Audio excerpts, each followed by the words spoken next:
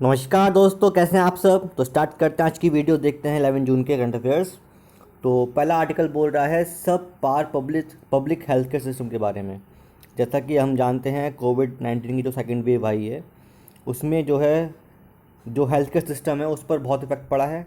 जो उसकी कमियां थी वो भी सामने आई और हमें किस किस चीज़ पे इम्प्रूवमेंट करना है वो भी हमें समझ में आया।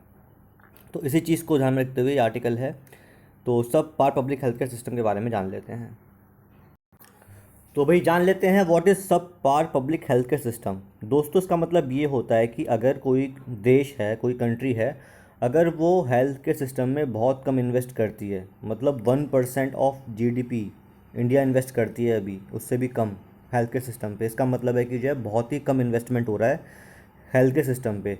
तो दैट इज़ कॉल्ड अ सब पार पब्लिक हेल्थ केयर सिस्टम। तो जैसा कि आपको पता ही है जो सेकेंड वेव आई कोविड-19 की, तो वहाँ पर जो है बहुत सारा मिसमैनेजमेंट भी हुआ, बहुत सारा मतलब जो इंफ्रास्ट्रक्चर ग्लिचेस भी थे और सिटीजन्स ने फॉलो नहीं किए रूल्स को, तो जिससे कि बहुत ज़्यादा कैजुअलिटीज़ हुई हैं। ठीक है, सेकेंड वेव में। तो अगर हम इस तरफ ध्यान दें कि आखिर किस तरीके से जो है हमारा जो हेल्थ केयर सिस्टम है वो बहुत वीक है, तो प्राइवेट सेक्टर तो जो है बूम कर रहा है हर कंट्री में, लेकिन हेल्थ केयर सिस्टम की बात करें पब्लिक, मतलब कि गवर्नमेंट का जो हेल्थ केयर सिस्टम है, जो गवर्नमेंट के हॉस्पिटल्स हैं या लैब्स हैं, अगर उनकी बात करें तो अभी इंडिया में 1000 पर्सन के ऊपर केवल 0.08 डॉक्टर्स हैं। जबकि WHO का ये मानना है कि 1000 लोगों के ऊपर एक डॉक्टर होना चाहिए। तो आप समझ सकते हैं कितना डिफरेंस है, मतलब कि 80 डॉक्टर कम हैं पर 1000 पॉपुलेशन पे। ठीक है, अगर हम बात करें बेड्स की, तो बेड्स मतलब जो है जितने होने चाहिए 1000 लोगों के लिए, आधे भी अवेलेबल नहीं हैं। तो ये तो जो है अगर नॉर्मल डेज़ हैं उनमें भी दिक्कत है। अभी तो जो है कोविड-19 की वेव चल रही है, तो इसमें तो जो है ज़रूरी है कि जो है बेड्स इंक्रीज़ किए जाएँ। ये कंडीशन केवल इंडिया में नहीं है, बांग्लादेश, पाकिस्तान जैसी कंट्रीज़ में भी दिक्कत यही है कि वहाँ पर भी जो अवेलेबिलिटी है बेड की बहुत कम है। WHO का मानना ये है कि जो आउट ऑफ पॉकेट एक्सपेंडिचर है, मतलब कि जो जेब से खर्चा होता है सिटीज़न के जेब से फॉर हेल्थ केयर, वो 15% से 20% के पार नहीं होना चाहिए। लेकिन अगर हम बात करें इंडिया, बांग्लादेश और पाकिस्तान की, तो इंडिया में ये खर्चा अराउंड 62% होता है, बांग्लादेश में वही 74 के आसपास है और पाकिस्तान में वही 56 के आसपास है। तो इतना खर्चा है out of pocket expenditure in health care system किसी भी सिटीजन के द्वारा। तो इस चीज़ को ध्यान में रखना है हमें। चलिए देखते हैं अगला आर्टिकल है annual review of state laws. ठीक है, अभी PRS का जो लेजिस्लेटिव रिसर्च है उसने पब्लिश किया है रिपोर्ट। उन्होंने जो है एनुअल रिव्यू किया है स्टेट लॉज का। तो उसमें जो है बताया गया कि क्या क्या चीज़ें करी गई हैं। तो ये जो रिव्यू हुआ है, जो ये रिपोर्ट निकाली गई है, इसमें जो है 19 स्टेट्स लिए गए हैं इंक्लूडिंग दिल्ली, जो कि इंडिया की 90% पॉपुलेशन कवर करते हैं। अकॉर्डिंग टू दिस रिपोर्ट ये बात सामने आई है कि 2020 जब कोविड-19 आया था उससे पहले जो है states on an average 29 days मिलते थे साल में, मतलब उनकी मीटिंग होती थी असेंबली में। ठीक है, जो कि घटकर जो है कितना हो गया है, 2020 में केवल 18 डेज़ हो गया है। वहीं पार्लियामेंट 2020 में केवल 33 डेज़ मिली है। ठीक है, सिटिंग हुई हैं। अगर हम बात करें बिल पास करने की, तो ऑन एन एवरेज जो 2020 में बिल पास हुए स्टेट्स के द्वारा, वो 22 बिल्स पास हुए हैं। इतनी मतलब 18 दिन की सिटिंग में 22 बिल्स पास कर दिए। और कर्नाटका ने तो जो रिकॉर्ड तोड़ दिया है, 61 बिल्स पास किए हैं कर्नाटका ने एक साल में। ठीक है, और दिल्ली ने केवल एक बिल ही पास किया है। वहीं वेस्ट बंगाल और केरला ने भी बहुत कम बिल पास किए हैं। वेस्ट बंगाल ने 2 और केरला ने 3 बिल पास किए हैं। जो बिल पास किए गए हैं वो विदाउट डिटेल स्क्रूटनी पास किए गए हैं। बिल पास करने के प्रोसीजर्स होते हैं, 3 प्रोसीजर्स मेन होते हैं, उनको इम्प्लीमेंट किए बिना, उनको फॉलो किए बिना ही बिल पास हुए हैं, जो कि डेमोक्रेटिक जो फंडामेंटल्स हैं हमारे कंट्री के, उसके खिलाफ हैं।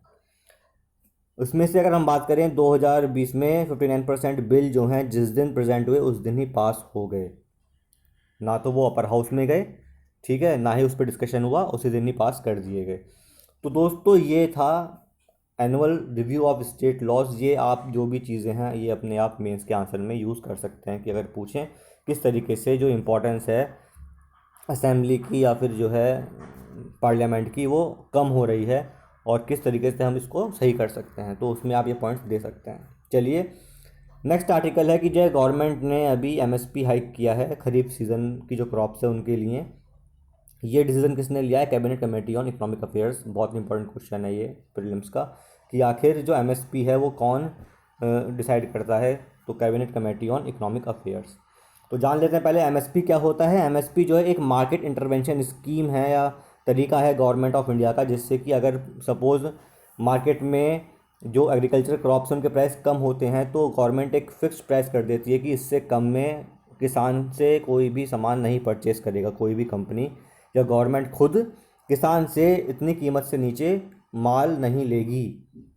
That is a minimum support price. ठीक है, ये जो है एमएसपी जो फिक्स करती है गवर्नमेंट, ये करती है क्यों? जिससे कि जो प्रोड्यूसर्स हैं, फार्मर्स हैं, उनके राइट्स प्रोटेक्ट हों, और अगर सपोज़ किसी ईयर में बम्पर प्रोडक्शन होती है तो प्राइस ज़्यादा फॉल ना कर जाए, जो प्राइस फिक्स कर दिए उसी प्राइस फिक्स पर सामान परचेज़ किया जाए। ठीक है ना, जिससे जो किसान भाई हैं उनको फ़ायदा मिले।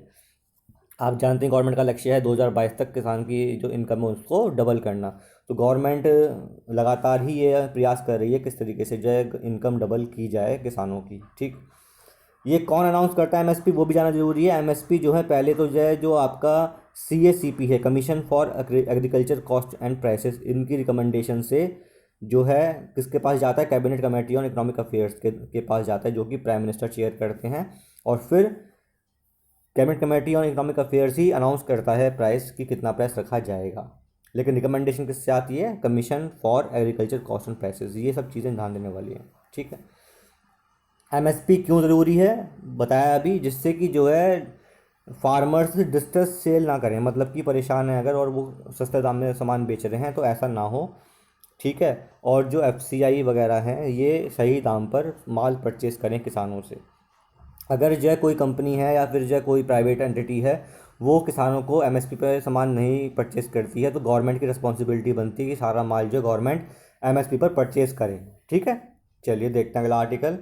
अल सल्वाडोर, ये एक सेंट्रल अमेरिकन कंट्री है। इन्होंने जो है बिटकॉइन को दर्जा दे दिया है एज आ लीगल करेंसी अपने कंट्री में। जो बिटकॉइन है, बिटकॉइन क्या है? एक डिजिटल करेंसी है जो कि ब्लॉकचेन पर वर्क करती है। इसको अपनी कंट्री में लीगल करेंसी का दर्जा दे दिया है। तो जान लेते हैं बिटकॉइन क्या है भाई। Bitcoin is a decentralised digital currency without a central bank और अ सिंगल एडमिनिस्ट्रेटर। कोई बैंक नहीं होता इसको मतलब रेगुलेट करने के लिए। जो यूज़र्स हैं, जो जिनके पास बिटकॉइंस हैं, वही आपस में जो ट्रेड करते हैं। मेरे पास कुछ बिटकॉइन है, मुझे किसी को भेजना है तो मुझे किसी की परमिशन नहीं लेनी। माना कीजिए कि मैं इंडिया में बैठा हूँ, मुझे अमेरिका में पैसे भेजना है, in the form of bitcoin मैं सेंड कर सकता हूँ, मुझे कोई भी परमिशन नहीं लेनी कितना पैसा मैं भेज रहा हूँ किसको। ठीक है, जो सेंट्रल बैंक्स हैं दोनों कंट्रीज़ के कुछ नहीं है, ये नॉन ट्रांसपेरेंट ट्रांजैक्शन होता है। ठीक है, केवल यूज़र्स जो होते हैं उनको मालूम है कि ये कितना पैसा उन्होंने भेजा।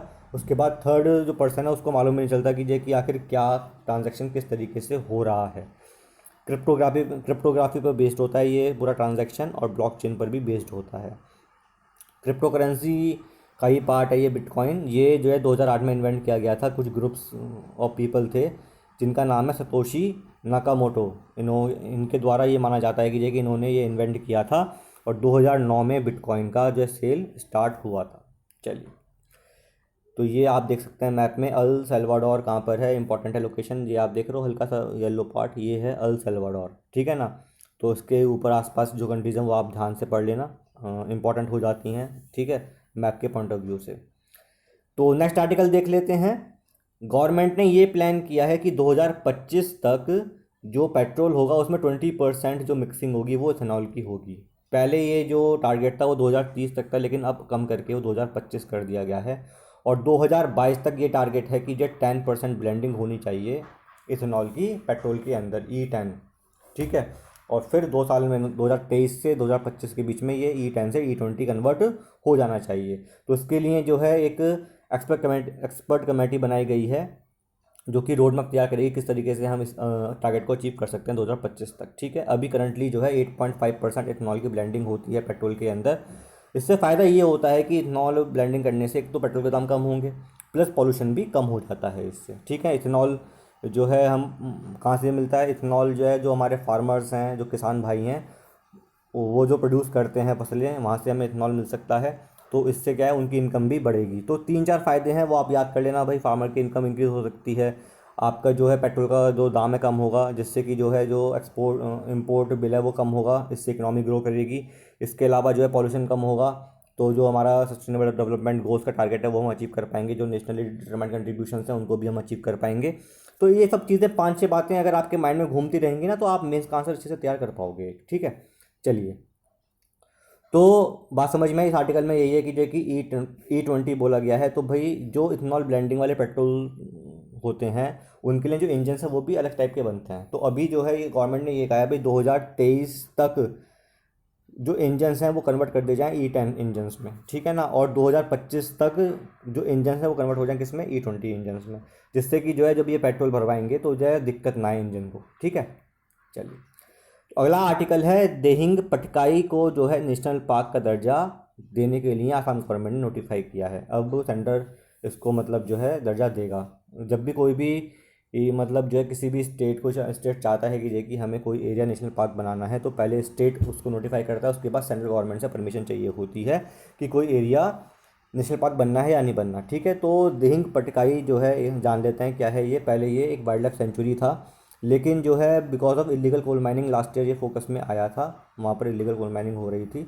ये जो है 234.26 किलोमीटर स्क्वायर किलोमीटर में फैला हुआ एरिया है, जहाँ पर जो है एलिफेंट रहते हैं, बहुत सारी बटरफ्लाइज की स्पीशीज़ रहती हैं, और बहुत ही इंपॉर्टेंट एरिया है for the point of view of ecological conservation, environmental conservation के लिए बहुत ही ये मतलब जो है सेंसिटिव जोन है। तो इसलिए जो है गवर्नमेंट ने इसको एज आ नेशनल पार्क घोषित करने की का फैसला किया है। चलिए, अगला आर्टिकल है, कल हमने बात की थी चीफ इलेक्शन कमिश्नर के बारे में। प्रेसिडेंट रामनाथ कोविंद जी ने एक नया इलेक्शन कमिश्नर अपॉइंट किए हैं। तो जान लेते हैं कि जो डिफरेंस क्या होता है चीफ इलेक्शन कमिश्नर और इलेक्शन कमिश्नर के बीच में, जिससे कि आप जो क्वेश्चन अगर आता है प्रीलिम्स में या मेंस में आप इजीली उसको अटैम्प्ट कर पाएँ। तो दोस्तों, चीफ इलेक्शन कमिश्नर और इलेक्शन कमिश्नर में कोई डिफरेंस नहीं होता बहुत ज़्यादा, बस केवल क्या कीजिए कि पोस्ट बना दी है कि भाई ये चीफ होंगे और इनके अंडर में 2 इलेक्शन कमिश्नर काम करेंगे। एक्चुअली जो इलेक्शन कमीशन होता है उसमें एक चीफ होता है, CEC होता है, और उसके अंडर में 2 इलेक्शन कमिश्नर काम करते हैं। लेकिन जो है तीनों का जो पावर्स हैं लगभग इक्वल होती हैं, कोई भी डिसीजन है तीनों मिलकर लेते हैं। जो आपका इनका जो टाइम पीरियड है काम करने का 6 ईयर्स ही है, या फिर 65 ईयर्स तक ये काम कर सकते हैं अपनी एज के। इसके अलावा इनको सैलरी वगैरह, अलाउंस वगैरह, बेनिफिट्स भी इक्वल ही मिलते हैं। ये कभी भी रिज़ाइन कर सकते हैं अपनी पोस्ट से, ठीक है। और जब ये इनको रिमूव किया जाएगा तो एज अ जज ऑफ सुप्रीम कोर्ट जो प्रोसीजर है वही प्रोसीजर के अकॉर्डिंग इनको रिमूव किया जा सकता है अपनी पोस्ट से, ठीक है ना। कॉन्स्टिट्यूशन में इनकी जो एलिजिबिलिटी है या क्वालिफिकेशन है कुछ डिफाइन नहीं है, और कॉन्स्टिट्यूशन ने ये भी नहीं बाढ़ कर रखा है इनको कि जो ये CEC हैं या इलेक्शन कमिश्नर हैं कि उनको आगे कोई पोस्ट नहीं कर सकते वो गवर्नमेंट के अंदर। तो ऐसा भी कोई इन पर रिस्ट्रिक्शन नहीं है, ठीक है दोस्तों। नेक्स्ट देखते हैं, केरला गवर्नमेंट ने अभी जो है स्मार्ट किचन प्रोजेक्ट लॉन्च किया है with the help of Kerala state financial enterprise के साथ, ठीक है। ये एक state run chit fund company है। इसके अकॉर्डिंग क्या होगा, जो KSFE है, ये जो होम मेकर्स हैं उनको जो है जो घर के काम में लगी होती हैं उनके किचन को ठीक से मॉडर्नाइज़ किया जाए, जिससे कि जो भाई किचन के अंदर जो है कम स्मोक प्रोड्यूस हो, उनकी हेल्थ सही से मेंटेन हो जो होम मेकर्स हैं। और भी उनको कुछ ऐसी चीज़ चाहिए किचन के अंदर जिससे कि जो है वो जल्दी काम कर सकें और एफिशिएंटली काम कर सकें। इसके लिए उनको सॉफ्ट लोन दिया जाएगा, मतलब छोटे छोटे लोन दिए जाएंगे जो कि वो किस्तों में स्मॉल जो किस्त होती हैं उसके फॉर्म में चुका सकती हैं। इसकी हेल्प से क्या होगा कि जो किचन है वो मॉडर्नाइज होगी, और जो है जो उनकी हेल्थ पर जो इफेक्ट होता है because of smoke release in the kitchen और जो भी डस्ट पार्टिकल्स होते हैं वो उससे ये बचेंगे, ठीक है। तो ये एक जो है लोकल सेल्फ गवर्नमेंट बॉडी है KSFE, जिसकी हेल्प से ये काम किया जा रहा है। और जो इंटरेस्ट है लोन का वो इक्वली शेयर होगा किसके द्वारा, बेनिफिशियरी जो कि हाउस होल्ड मेकर है उसके द्वारा, प्लस लोकल सेल्फ गवर्नमेंट के द्वारा और स्टेट गवर्नमेंट के द्वारा। ये 3 जो हैं जो भी इंटरेस्ट आएगा उसको आपस में शेयर करेंगे, ठीक है। चलिए, next article is vaccine nationalisation. भाई अभी जो है कल परसों की बात है, UNGA के नए प्रेसिडेंट बने हैं मालदीव के फॉरेन मिनिस्टर पुराने अब्दुल्ला शाहिद ने ये कहा है कि वैक्सीन नेशनलाइजेशन को हमें स्टॉप करना है। तो अब जान लेते हैं कि भाई ये वैक्सीन नेशनलिज्म क्या है। तो इसका मतलब ये होता है जब कोई कंट्री ये फैसला करती है कि भाई पहले हमें वैक्सीन अपने कंट्री मैन के लिए रोकनी है, बाद में हम उसको एक्सपोर्ट करेंगे और जो गरीब कंट्रीज़ हैं उनको बाद में देंगे, या फिर पहले से ही जो वैक्सीन निर्माता कंपनीज हैं उनसे पहले से ही प्री परचेज एग्रीमेंट कर लेती है, ठीक है, जिससे कि और कंट्रीज़ जो हैं वो पीछे रह जाती हैं वैक्सीन परचेज करने के लिए। That is called a vaccine nationalism. तो आज के समय को देखते हुए भाई पूरे वर्ल्ड में जो गरीब देश हैं उनका नंबर बहुत ज़्यादा है, उनके पास इतना पैसा भी नहीं है कि जो है वो वैक्सीन परचेज करें और अपने जो लोग रह रहे हैं वहाँ पर उनको लगाएं। तो इस तरीके से ये एक ह्यूमन राइट्स का भी वायलेशन है अगर हम ऐसा करते हैं। तो इसको स्टॉप करने के लिए जो UNGA के प्रेसिडेंट हैं उन्होंने अपील की है कि कंट्रीज ऐसा ना करें, ठीक है। तो देखते हैं अगला आर्टिकल अदू अटॉल के बारे में। तो ये मालदीव्स के पास है अटॉल। अटॉल पता है क्या होता है? आप जानते हो कि जो ये फाइटोप्लैंक्टन्स होते हैं, जू प्लैंक्टन्स होते हैं, मर जाते हैं तो जो कैल्शियम कार्बोनेट की बॉडी बनी होती है तो ये इकट्ठे होते रहते हैं, इकट्ठे होते रहते हैं, तो ये इकट्ठे होकर ये सरफेस बन जाता है कैल्शियम कार्बोनेट का, ठीक है, गोल गोल करके गोल गोल करके इस टाइप से, तो उसको अटॉल बोलते हैं। तो ये अटॉल जो एक तरीके से मतलब जो यहाँ पर लोग रहते भी हैं, ठीक। तो इस टाइप मालदीव्स जो एक अटॉल पे बना हुआ है, तो मालदीव्स में ही ये लोकेटेड है अटॉल, ठीक। और ये एक स्ट्रेटेजिक लोकेशन है इंडियन ओशन में। सेकंड लार्जेस्ट सिटी है एक तरीके से आदू, जहाँ पर 30,000 लोग भी रहते हैं मालदीव्स के। ये न्यूज़ में क्यों है कि प्रेसिडेंट जो इब्राहिम मोहम्मद सोली हैं मालदीव्स के, उन्होंने ये खारिज किया है कि ऐसा कोई भी हमारा डिसीजन नहीं है कि इंडियन कॉन्सुलेट ओपन किया जाए आदू अटॉल के ऊपर, ठीक है।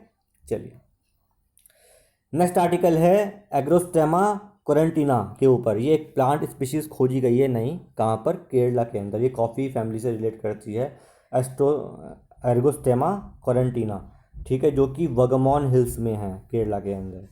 ये नाम जो दिया गया है, ये जो मिलियंस ऑफ पीपल मर गए हैं जो कि वो कोविड पैंडेमिक है उसमें, तो उनको श्रद्धांजलि देने के लिए ये नाम जो है रखा गया है एर्गोस्टेमा कोरेंटीना, ठीक है। आपको ध्यान रखना है कि ये कॉफ़ी फैमिली है और यह कहाँ मिलती है? ये केरला में मिलती है, वेगमॉन हिल्स में, ठीक है। दोस्तों उम्मीद करता हूँ कि जो मैंने आपको आज बताया आर्टिकल समझ में आए होंगे। अच्छी लगे video please like this video, share this video, subscribe my channel. Thank you, have very nice day.